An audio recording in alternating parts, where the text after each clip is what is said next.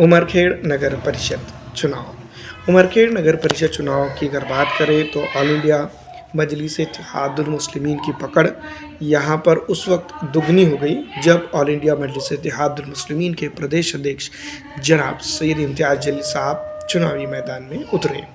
उमरखेड़ नगर परिषद की अगर बात करें तो जिस तरह से यहाँ पर एक अरसे से कांग्रेस, राष्ट्रवादी कांग्रेस, बीजेपी, शिवसेना का दबदबा रहा है, उसको तोड़ते हुए अब ऑल इंडिया मजलिस-ए-इत्तेहादुल मुस्लिमीन ने एक अलग तरह की स्टाइलिश राजनीति शुरू कर दी है।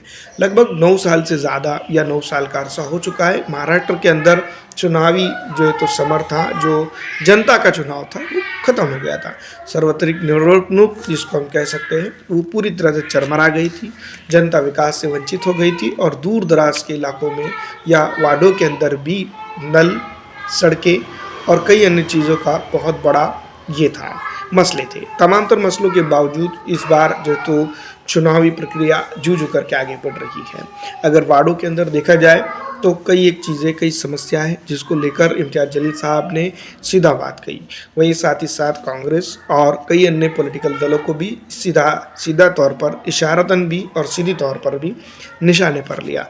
उमरखेड़ के साथ साथ कई अन्य जगहों पर ऑल इंडिया मजलिस-ए-इत्तेहादुल मुस्लिमीन चुनावी मैदान में है। फिलहाल देखना यह है कि ऑल इंडिया मजलिस-ए-इत्तेहादुल मुस्लिमीन किस तरह से अपना असर छोड़ती है। फिलहाल देखा जाए तो ऑल इंडिया मजलिस-ए-इत्तेहादुल मुस्लिमीन के प्रदेश इम्तियाज़ जलील के आ जाने से जो है तो इसमें 4 चांद लगते हुए नज़र आ रहे हैं।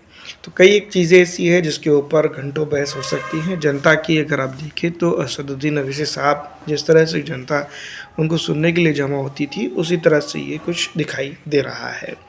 आप वीडियो के फुटेज के अंदर देख सकते हैं। तो ऑल इंडिया मजलिस-ए-इत्तेहादुल मुस्लिमीन का क्रेज़ लगातार बढ़ रहा है और ये क्रेज़ ऑल इंडिया मजलिस-ए-इत्तेहादुल मुस्लिमीन को बड़ी ऊंचाइयों पर भी ले जा सकता है, लेकिन संयम और कई एक चीज़ें ज़रूरी है। डिसिप्लिन के साथ अगर हम आगे बढ़ते हैं तो बड़ी बात होगी।